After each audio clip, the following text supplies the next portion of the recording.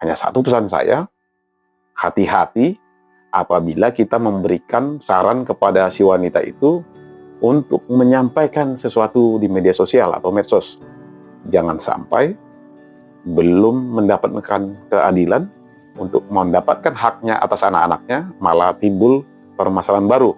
Karena wanita itu berpotensi untuk dilaporkan kepada pihak kepolisian karena dugaan tindak pidana pencemaran nama baik melalui media sosial misalnya, termasuk dugaan tindak pidana lainnya.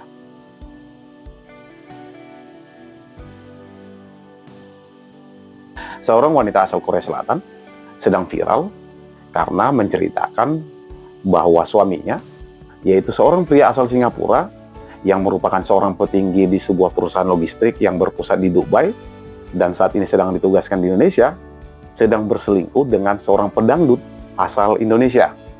Padahal umur perkawinannya sudah mencapai 16 tahun. Dan sebelum kejadian ini, perkawinannya dengan suaminya itu adem ayem, dan dari perkawinannya mereka dikaruniai 4 orang anak. Cerita awal wanita asal Korea Selatan ini sampai viral karena sebelumnya wanita ini membagikan rekaman videonya pada saat si wanita tersebut itu sedang melabrak sang suami dan selingkuhannya di sebuah rumah sakit. Dalam video itu, wanita itu kelihatan nangis histeris pada saat ia melihat anak kandungnya, termasuk anak yang baru dilahirkannya atau yang baru berumur sekitar 4 bulan, digendong oleh selingkuhan dari suaminya tersebut.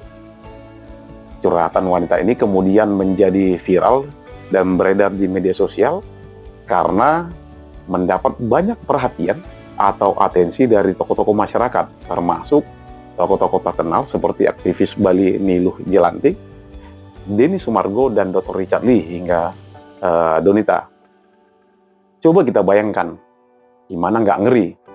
Sudahlah suaminya diambil sama selingkuhannya, belakangan keempat anaknya pun juga diambil dan dijauhkan dari ibunya, termasuk anaknya yang baru dilahirkan dari si wanita tersebut itu sekitar 4 atau 5 bulan yang lalu. Padahal sebelumnya si suami sempat tidak mengakui anak yang baru dilahirkan oleh si wanita itu dan mengusir wanita dan anak yang baru dilahirkannya itu dari rumah. Sebenarnya wanita itu mengakui akan segera menggugat cerai suaminya yang kedapatan berselingkuh dan berencana akan kembali ke Singapura. Tapi sebelum itu dilakukan, wanita itu ingin agar keempat anaknya dikembalikan kepadanya. Ia hanya tidak ingin dipisahkan dengan anak-anak kandungnya. Terlepas dari apakah ada kisah di balik ini, tapi dari cerita kisah hidup wanita ini, ada beberapa hal yang ingin saya sampaikan. Dengan catatan, apa yang saya sampaikan ini berdasarkan pada ketentuan hukum yang berlaku di Indonesia, dengan harapan hal ini bisa menjadi pembelajaran atau informasi yang dapat berguna buat kita semua. Pertama, seharusnya suami dan selingkuhannya dilaporkan kepada pihak kepolisian karena dugaan tindak pidana perzinahan, karena suaminya sampai saat ini masih terikat hubungan perkawinan dengan si wanita asal Korea Selatan tersebut. Walaupun memang untuk kasus perzinahan sendiri tidak sesimpel atau sesederhana itu. Karena untuk bisa melaporkan seseorang ke polisi karena perzinahan, harus ada bukti bahwa pasangan tersebut selingkuh. Sudah melakukan hubungan intim dalam sebuah kamar atau sebuah ruangan tertutup. Kalau tidak ada, ya itu menjadi sulit. Hal inilah yang menjadi kelemahan tentang pasal perzinahan di negara kita.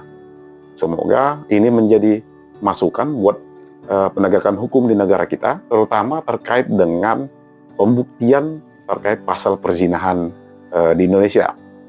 Lalu yang kedua, seharusnya anak-anak itu ada dalam kekuasaan dari ibu kandungnya, terutama apabila anak-anaknya tersebut itu belum dewasa secara hukum. Apalagi khusus buat anak yang baru dilahirkan 4 atau 5 bulan yang lalu, karena akan lebih aman apabila diserahkan kepada ibunya. Kecuali memang di sini si ibu tidak dapat melaksanakan tugas dan kewajibannya sebagai ibu. Karena misalnya si ibu sedang terkena jeratan atau permasalahan hukum dan saat ini sedang ditahan karena kasus yang dihadapinya, atau dugaan si ibu akan membahayakan nyawa anak-anaknya, atau misalnya hak asuh terhadap si ibu itu dicabut karena hukum.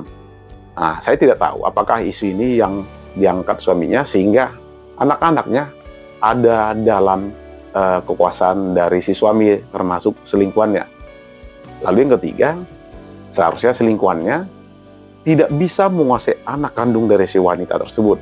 Apalagi dalam video itu, selingkuhannya seolah-olah menguasai anak kandungnya dan menjauhkan dari ibu kandung si anak itu.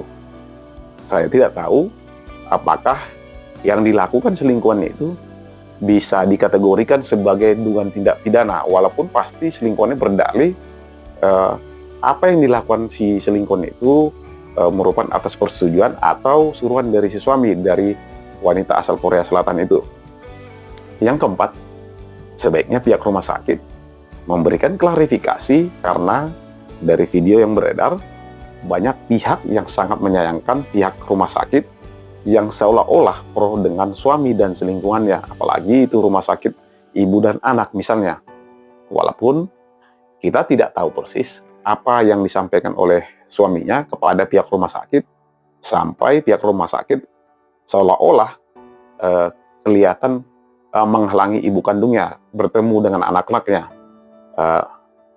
Harapan kita, semoga si wanita atau si ibu dari keempat anaknya itu bisa mendapatkan keadilan dan mendapatkan anak-anaknya kembali. Hanya satu pesan saya, hati-hati apabila kita memberikan saran kepada si wanita itu untuk menyampaikan sesuatu di media sosial atau medsos. Jangan sampai belum mendapatkan keadilan untuk mendapatkan haknya atas anak-anaknya, malah timbul permasalahan baru.